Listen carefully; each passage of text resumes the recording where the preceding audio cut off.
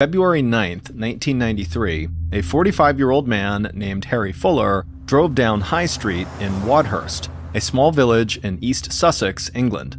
Harry glanced out his car window and saw people walking into the shops and pubs that gave the village its charm, and as he did, Harry thought to himself how nice it would be if he just stopped right now and went into one of those pubs. But Harry knew he still had some work to do, so he kept on driving and grabbed his mobile phone, and with one eye on the road, he dialed one of his clients. Harry was a car salesman, but he didn't work out of a dealership. He specialized in buying cars at auctions and then resold them for a profit. And earlier that day, he'd seen a car coming up for auction soon that he thought he could sell to one of his clients. That client picked up on the other line, and in a big, excited voice, Harry went right into his sales pitch. When Harry was a child, he had struggled with reading and writing, so to make up for that, he developed his public speaking skills. His friends said Harry could tell a story like nobody else, and that gift for storytelling had served him well as a salesman. On the phone, Harry told his client that the car he'd seen was everything the man could ever hope for in a vehicle, and he painted a vivid picture of what it would feel like to sit behind the wheel. And within minutes, Harry knew he'd won this man over, and that there was going to be a big sale and a big commission in Harry's future. Harry told his client that he'd get the car when it came up for auction, and then he'd sell it to him for a very fair price. Harry reminded the client that he preferred to deal in cash. Then he said he'd be in touch soon and hung up the phone.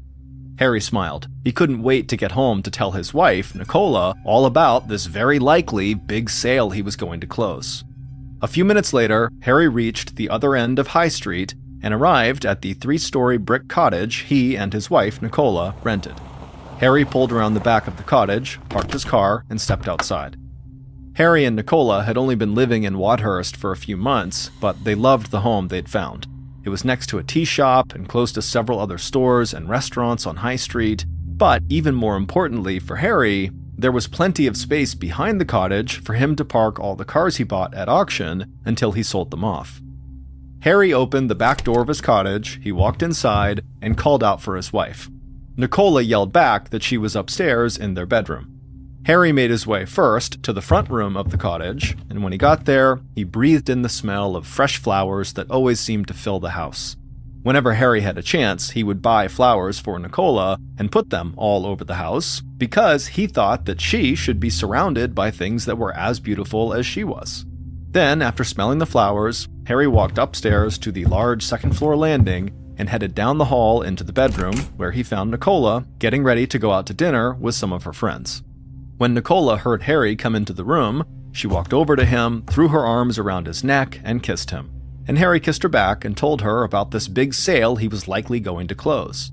There were things about Harry's work that Nicola did not totally understand, but she knew he was always happy when he could sell a car, so she was happy for him. Then Harry took a step back, looked at the dress Nicola was wearing, and told her she looked absolutely gorgeous. Harry and Nicola had been married for about 6 months, and their friends and families said they already were the perfect couple. However, when they had first gotten together, some of those same friends and family did not think this. They thought maybe the couple would not even work. Nicola was 27 years old, almost 20 years younger than Harry, and while Harry loved to talk, tell stories, and meet new people, Nicola was the opposite. She was quiet and reserved. Her idea of a good time was sitting in her garden and maybe reading a book all day. But when her sister had introduced her to Harry, Nicola fell for the tall, older man with the long brown hair almost immediately. She thought Harry was charming and handsome, and she loved how confident he was. And when Harry met Nicola, he thought he'd found the woman of his dreams. She was smart and caring, and she was beautiful, with short brown hair, a great smile, and a sweet voice. Within just 2 months of dating, the pair got married. Nicola's parents worried she was rushing into this marriage, but after they saw how happy Harry made her, they came to love him just like she did. Back in their second-floor bedroom, Nicola put her hand on Harry's shoulder and steadied herself as she put on her shoes, and then she and Harry headed downstairs together. Nicola heard a car pull up out front, she looked out the peephole and saw her friend was waiting outside, so she gave Harry another kiss, told him not to work too hard, and then she headed outside. Once Nicola was gone, Harry sat down on the couch and thought again about maybe going out and grabbing a beer at one of the pubs. But before he could decide if he really wanted to do that, the phone rang. So he leaned over to the end table, answered the phone, and he heard his friend and insurance broker, Stephen Young, on the other line. Harry and Stephen talked briefly about a new business venture Harry was starting, and then at some point the conversation turned to golf, and then a couple of minutes later, Harry hung up the phone with Stephen, but he kept staring at the phone in his hand, wondering if maybe he should make one more work call before calling it for the night. Recently, a former business associate of Harry's had gotten angry at Harry because he believed Harry had cost him a ton of money. Harry knew this associate was not someone he should ignore or totally put off, but Harry just did not want to ruin his evening by calling this guy and arguing with him over the phone. So Harry just put the phone back and then settled back into the couch and decided to just avoid dealing with this problem for at least one more day. And later that night, after Nicola got home and she and Harry were lying in bed chatting, Harry made it a point not to talk about work. Instead, he and Nicola talked about an upcoming beach vacation they'd planned. Nicola said she couldn't wait to get away from the overcast weather in Wadhurst, and Harry said he was looking forward to spending time by the ocean with his beautiful wife and nothing else to worry about. And as Nicola drifted off to sleep that night, she thought about how just a year earlier she couldn't have imagined being so happy and so in love. The following morning, at around 8:30 a.m., Nicola stood in the kitchen on the first floor. She was wearing her nightgown, and she didn't feel fully awake yet. She opened a cabinet, took out a mug, and set it down on the kitchen counter. She poured herself a cup of coffee and added in a little cream and sugar. Then she pulled a cigarette out of a pack on the counter, lit it, and took a drag. Nicola loved having a few minutes in the morning to relax before she went to the shop in town where she worked part-time. She grabbed an ashtray, walked out of the kitchen, crossed through the front room, and walked upstairs to the second floor landing. She sat down on the floor, stretched out her legs, and slowly drank her coffee and smoked her cigarette. Then she heard the front door open downstairs, and suddenly cold air blew through the house. Harry called out to say it was him and he was home, and she told him that there was coffee ready in the kitchen. Harry had just walked to a shop down the road to buy some cigarettes of his own, and he was now going to join his wife for their morning coffee before he started making work calls. But as Harry turned towards the kitchen, there was a loud knock at the front door. So he turned back around and looked out the peephole. Harry shook his head. He did not feel like dealing with the person on the other side of the door right now, but he knew he really had no choice. They were here right now. So Harry opened the door and welcomed this person inside. From the second floor landing, Nicola heard Harry and this other person say hello to each other, but before she could even figure out who had come into her home, she heard a loud crashing sound coming from downstairs in the front room. Nicola put her coffee and cigarette down, got to her feet, rushed down the stairs, and looked into the front room of the house, and immediately she began to scream. 10 hours later, on the evening of February 10th, Detective Superintendent Graham Hill of the Sussex Police drove down High Street past a row of old brick cottages. Then he slowed down and parked across the street from Harry and Nicola's cottage. Hill glanced out his car window, and in the glow of the streetlights, he saw a crowd of local residents gathered nearby. He wasn't surprised by the scene, because police showing up in force to a cottage in Wadhurst was a very rare sight. Hill stepped out of his car. He was tall and thin with gray hair, and he wore a dark suit and tie. It was cold, so he could see his breath hanging in the air. So he quickly walked across the street, past the crowd of people, and went up to Harry and Nicola's front door. Earlier that evening, the Sussex Police had received an urgent phone call from Nicola's parents. They said they'd been trying to reach Nicola all day, but they hadn't heard from her, and that a coworker had told them that Nicola had not shown up for work that day. Nicola's parents were worried because Nicola was not the type of person who would miss work without calling first. So the police had gone by the cottage just to make sure everything was okay, but nobody had answered when they knocked on the door. And then one of Harry and Nicola's neighbors said they had heard strange sounds coming from the cottage that morning. So the police had forced the door open and gone inside. And when they had stepped into the front room of the cottage, they knew instantly that something horrible had happened. So they had called into the station, and Detective Hill and the rest of the investigative team had headed over. Standing at the closed front door of the cottage, Hill turned around and looked back at the crowd of people staring up at him both right in front of the cottage and up and down High Street. Then he took a deep breath, turned back around, and opened the door, stepped inside, and shut the door behind him. Hill was a veteran of law enforcement, and it took a lot to affect him, but when he stepped inside of that cottage, he was shocked by what he saw. A large path of blood led from the front room towards the back of the house. So Hill followed the blood out of the room, down a hall, and past the kitchen. Then he stopped outside of the laundry room where the blood trail ended, and where several officers were now standing taking pictures. Hill stepped past the officers into the laundry room and looked down at the ground. Harry Fuller's body was propped up against the washing machine, and it was clear he had been shot to death. But as Hill looked at Harry, he noticed something strange. He crouched down to get a better look and saw there was white powder on the front of Harry's shirt. The placement of the powder seemed purposeful, like someone had sprinkled it on Harry after he was dead or dying. Hill thought the powder could be cocaine, but they would need to test it first to make sure that was true. Hill told a member of the team to collect samples of the white powder and then made his way back to the front of the house. He heard movement on the second floor, so he turned and began walking upstairs. And when he reached the second floor landing, he saw a coffee mug on the floor next to a half-smoked cigarette in an ashtray and drops of dry blood leading down the hall. Hill followed this blood trail and eventually wound up in a bedroom where more officers were now gathered. On the ground in front of them was the dead body of Nicola Fuller. She was still wearing her nightgown with a duvet partially covering her. But the thing that really stood out to Hill was the blood-spattered phone lying right next to Nicola's outstretched hand. Just based on his first impression of the scene, Hill thought Nicola must have gotten away from her attacker after she had been wounded and had made it to this phone in the bedroom to try to call for help. That meant, for at least a moment, Nicola must have thought she might be able to escape the horror that was unfolding in her home. And the image of this poor young woman spending her final seconds terrified and desperately trying to save herself made Hill very angry.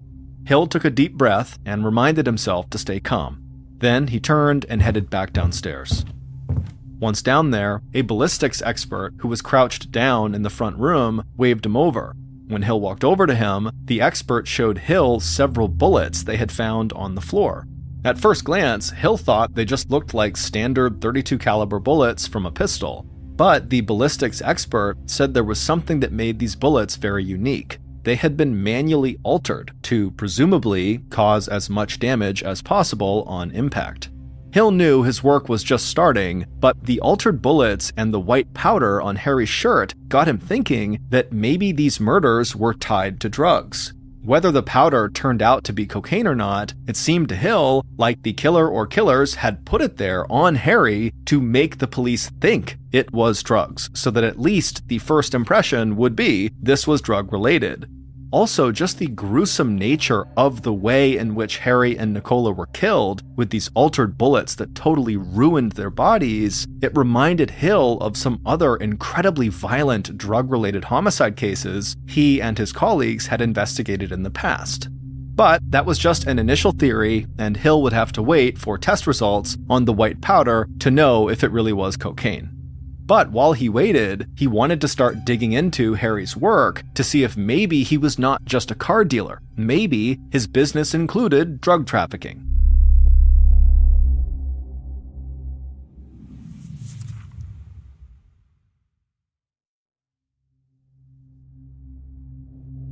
So, in the days following the murders, Hill began looking into Harry's business practices. But he didn't find any links to the drug trade, and when the lab results came back on that white powder from Harry's shirt, it turned out just to be sugar.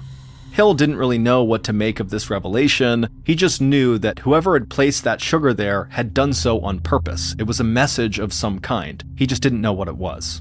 So Hill kept digging into Harry's business operations, and he started to get a much clearer picture of Harry's work and his personality. From interviews with work associates, friends, and people in town, Hill learned that Harry had earned the nickname Flash Harry because he loved flashy cars, flashy clothes, and flashing large stacks of cash around. Hill knew that the cars and clothes could just be part of Harry's larger-than-life persona that had attracted Nicola to him and had made him such an effective salesman. But Hill took notice when he heard a bunch of stories about Harry walking into pubs, reaching into his pockets, and showing off thousands of pounds, which is British money. Hill also learned that Harry would brag that the money in his pockets was nothing, and that he had tens of thousands of pounds in cash stashed away at home. And when police spoke to Harry's insurance broker, Stephen Young, he confirmed that Harry did most of his business in cash. Now, there was nothing necessarily illegal about that, but Hill knew people often used cash in business transactions just so they wouldn't leave any records behind. And so, the more Hill learned about how Harry operated, the more he became convinced that the murderer had to be someone Harry had done business with. And then, in late February, about 2 weeks after the murders, Hill discovered something that he thought might break the case wide open. Hill found out that weeks before the murders, Harry had unknowingly purchased a stolen high-end car at an auction to sell to a client. And when police had informed him that the car was stolen and pressed him for more information, Harry had eventually exposed another car theft operation in the area that he knew about. And he even pointed to a man he'd done business with, Roger Lee, as being the potential leader of that car theft ring. Police hadn't been able to tie Roger Lee to the car thefts yet, but they learned from people who knew Lee that he blamed Harry for costing him a lot of money, and Lee wanted revenge. Lee was the person calling the night before Harry was killed, who Harry decided to ignore and deal with another day. On a cold February afternoon, over 2 weeks after the murders, Hill dispatched one of his detectives to meet with Roger Lee to try to learn more about his connections to Harry. The detective left the station, and when he'd driven about an hour, he turned off the main road onto a narrow dirt road surrounded by huge green trees. The detective followed this road deep into the forest until it reached Lee's caravan, or trailer home. The detective parked in front of the trailer, stepped out of the car, and looked out at the woods. The surroundings made him feel uneasy, like he was in the middle of nowhere. Then he walked up to the trailer and knocked on the door. A few moments later, the door opened and Lee stared out at him. Lee was stocky with a wide face and dark eyes, and he had a reputation for being someone who admired the famous American mobster Al Capone. And similar to Al Capone, Lee had a reputation for threatening violence against anyone who stood in his way. The detective introduced himself and told Lee he just needed to ask him a few questions. And to the detective's surprise, Lee smiled politely and welcomed him inside. Once they were sitting down, the detective looked Lee in the eye and asked him if he knew a man named Harry Fuller. A huge grin immediately came across Lee's face, and he replied, "No comment." So the detective leaned forward and asked if Harry Fuller had played a part in shutting down a car theft operation that Lee was allegedly linked to. Lee grinned again and said, "No comment." The detective would ask several more questions and would get several more no comment responses, and so eventually the detective gave up for the day, headed to the door, and just told Lee not to leave town because they would be in touch. The news about Roger Lee not answering any questions annoyed Detective Hill, but it didn't change his mind about Lee's possible involvement in the murders. In fact, Hill still considered Lee a very important suspect, but he knew he would have to keep digging to find enough evidence to connect Lee to the murder if he wanted to arrest him and hold him for questioning.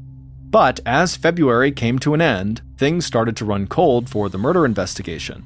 No murder weapon had been found, no fingerprints in the house had turned up anything useful, and nothing had been discovered that placed Roger Lee in Wadhurst at the time Harry and Nicola were killed.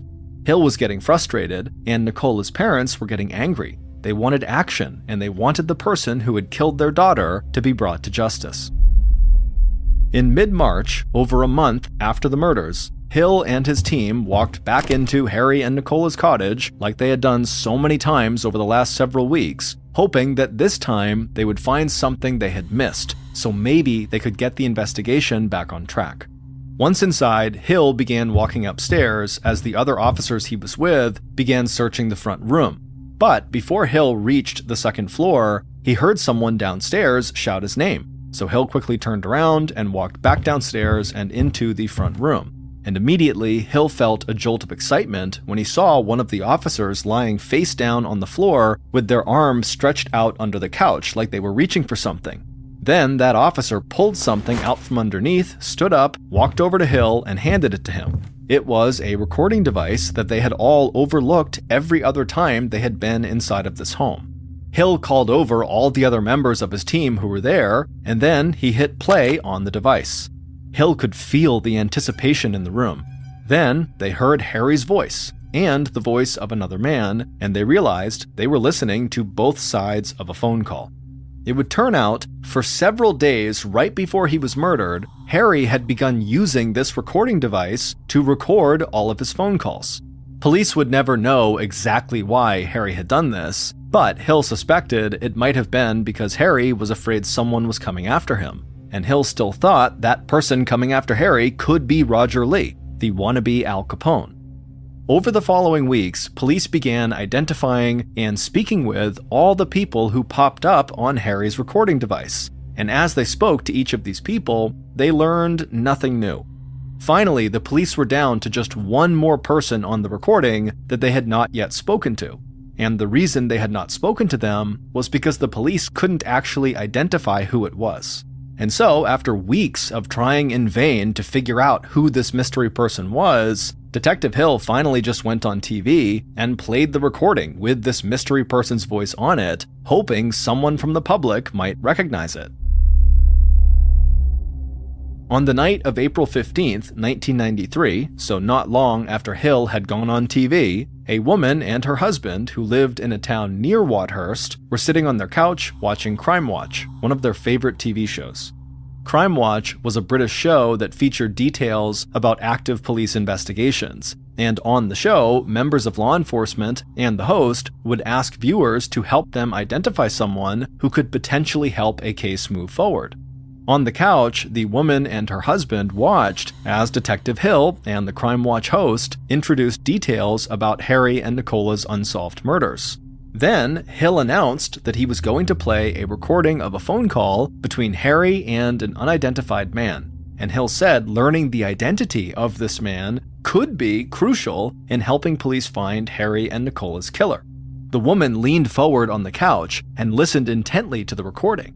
Then, after it was done playing, a stunned look came across her face.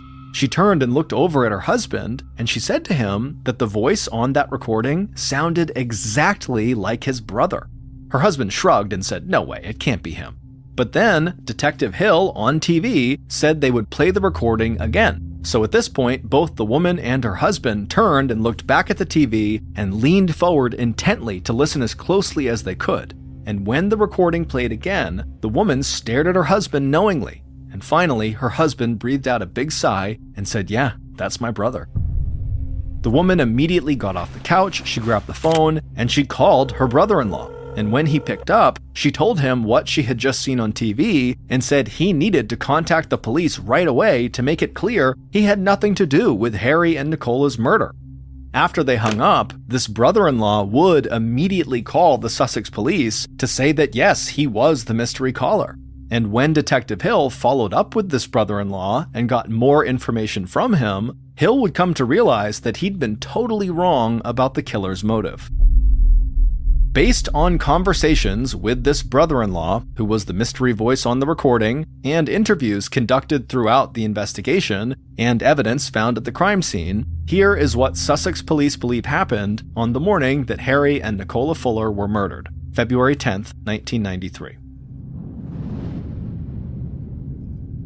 Just before 8:30 a.m. on February 10th, the killer pulled their customized white Volkswagen car around the back of Harry and Nicola's cottage and parked it amongst the other cars that Harry kept back there. Then the killer picked up their mobile phone, called Harry, and told him they needed to talk in person. Harry said he was about to walk down the street to grab cigarettes, but he'd be home soon. So the killer stepped out of their car and walked to the side of the cottage where they could watch the street out front without actually being seen. The killer was calm and patient as they waited. Then, a few minutes later, the killer saw Harry walking down the sidewalk, and then he saw him go up to his cottage front door, open it up, go inside, and shut the door behind him. Once Harry was inside, the killer walked around to the front of the cottage and knocked on the front door. Harry eventually opened the front door, and the killer greeted him and stepped inside. Then Harry closed the door, and the two of them walked into the front room of the cottage. And while Harry was facing the other way, the killer took a quick breath, reached into their pocket, and pulled out a Walter PPK pistol, raised it, and fired. The bullet hit Harry in the back and he crashed to the floor. Harry died almost instantly, but before the killer could make sure, they heard movement on the stairs. The killer looked up and saw Nicola come into view, and when Nicola saw Harry lying on the floor bleeding, she began to scream and turned to run back up the stairs. The killer immediately raised the gun again and fired, striking Nicola in the shoulder. She stumbled forward on the stairs but caught herself and got back up on her feet and kept going up the stairs. But when she turned around to see how close the killer was, she heard another bang and she felt a bullet graze her forehead. Nicola screamed as another round struck her in the cheek, cutting through her tongue and shattering the bones around her eye. Covered in blood, Nicola fell to her knees, but somehow she managed to drag herself up the remaining few stairs and down the hall towards her bedroom. The killer, who was still at the bottom of the stairs, just stood there in shock. The plan had been to kill Harry, not to kill his wife, and now the killer questioned what they had done and what they should do next. Meanwhile, Nicola had crawled all the way down her hall into her upstairs bedroom, where she pulled herself across the floor to the bedside table. She reached up, grabbed the phone, and dialed 999, the English number for emergency services. But when the emergency operator answered, Nicola couldn't speak because of the damage to her mouth and tongue, so she screamed, hoping that would be enough. However, the operator mistook her screams for that of a child who had mistakenly dialed 999, and so the operator began asking Nicola if she could please speak with her mommy. Nicola tried to talk again, but no words came out, so she just kept on screaming, and unfortunately, the operator just continued to assume that this was a child who had accidentally dialed 999, and so this was not a real emergency. Moments later, the killer wandered into the bedroom and shot Nicola in the head. As she lay dead on the floor, the operator, who had somehow not heard the gunshot, simply hung up and did not send police to the cottage. After partially covering Nicola with a duvet cover, the killer took several deep breaths to try to calm themselves down, and then they walked across the room to the dresser and opened the drawers. The killer dug through Harry's clothes and then finally found what they were looking for, an envelope with thousands of pounds in cash tucked away inside. The killer slipped the envelope into their pocket and then ran out of the room and down the stairs. Back on the first floor, the killer grabbed Harry's dead body under his arms and dragged him from the front room over to the laundry room and leaned him against the washing machine. Then the killer crouched down, reached into their pocket, and pulled out a plastic bag with sugar inside of it and sprinkled the sugar all over Harry's shirt. The killer then stood up, walked outside through the back door, and climbed into their car. Then they calmly drove to the insurance brokerage firm they owned like nothing had ever happened. It would turn out Harry's friend and insurance broker, Stephen Young, was the killer.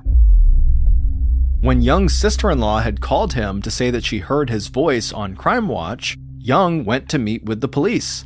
The police had interviewed him early on and had not suspected him at all, so he assumed he could easily just go right back in, talk to police, and get himself cleared of any wrongdoing.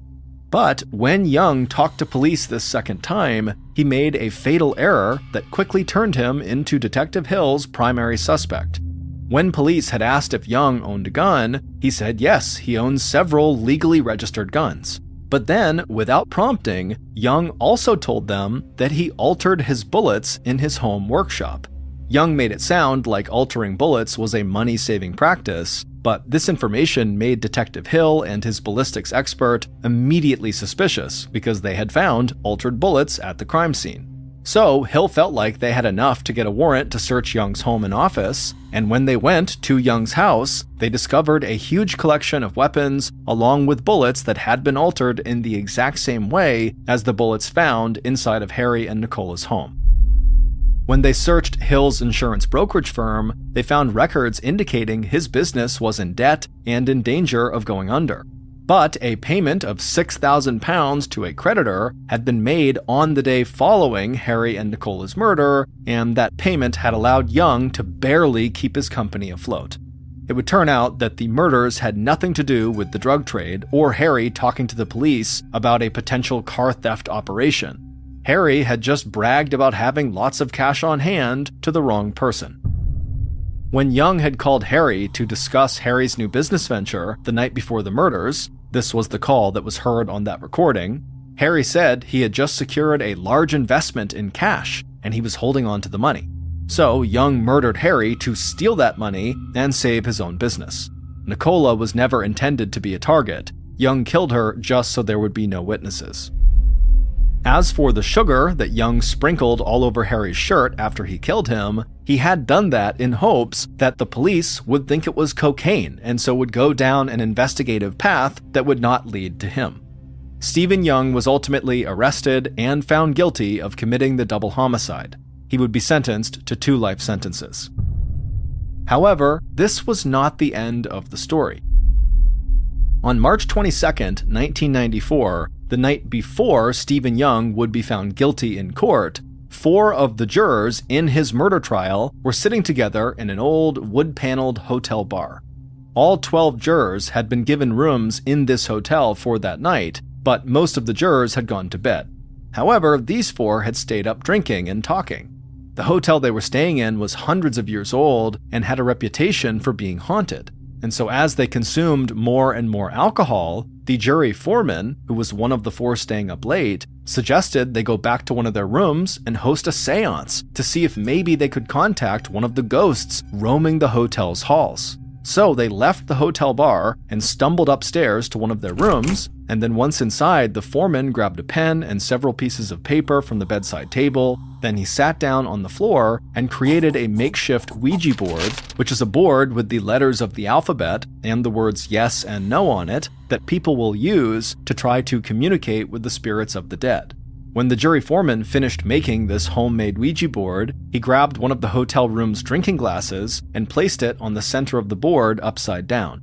Then all 4 jurors sat down on the floor in a circle, and then each of them placed a finger on the top of this glass and then sat quietly waiting for instruction.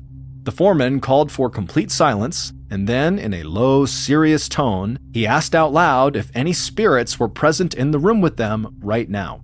For a second, nothing happened. But right as the group was about to take their fingers off the glass and go to bed, the glass began to slide across the Ouija board and ultimately landed on the word yes. The jurors gasped and looked at each other and asked who had moved the glass, but they all said they hadn't done anything, so the glass must have moved on its own. Feeling excited and scared, the foreman asked another question. Who was the spirit in the room with them? And again, the jurors felt the glass begin to move under their fingers. This time it circled around the board, stopping on the letter H before moving to the letter A, then it slid across to letter R, and so on and so forth until it had spelled out the name Harry Fuller. Turned, but time's not kind. Truth got burned, left me confined. I lied to you, fell apart. Now I'm lost in a broken heart.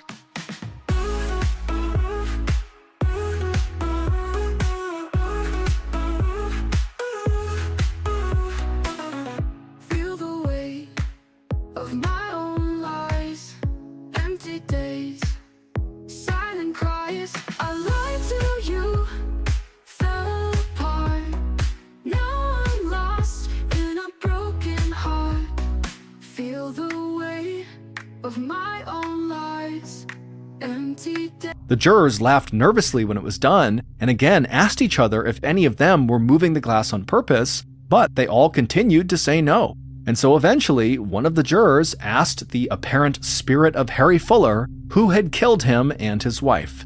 The room fell silent again. Then, again, the glass began to move and spelled out the name Stephen Young.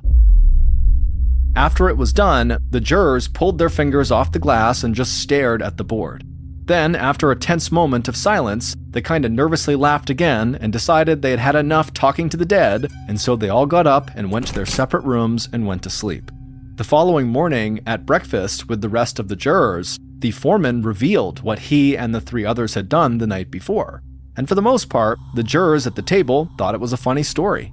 Later that day, the jury reconvened in court and found Stephen Young guilty of Harry and Nicola's murders, a verdict that law enforcement believed was clearly supported by concrete evidence. But then, in April, a month after the trial, one of the jurors who had learned about the Ouija board when the foreman told the story at breakfast sent an anonymous letter to the court explaining what had happened. and he said he could not live with himself if somehow a drunken seance with a Ouija board had somehow affected the guilty verdict. And when Stephen Young's attorneys were notified by the judge about this letter and about the seance, they demanded a retrial, and the court granted them one. And so a retrial with a new jury was conducted, but again, Stephen Young was found guilty and again sentenced to 2 life sentences.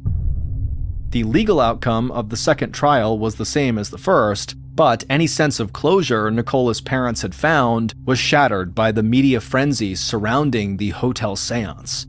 Nicola's father would say that the jurors had made a mockery of his daughter and son-in-law's deaths. And for years to come, the murders of Harry and Nicola would be remembered not for the tragic loss of life, but for the drunk jurors who tried to talk to the dead.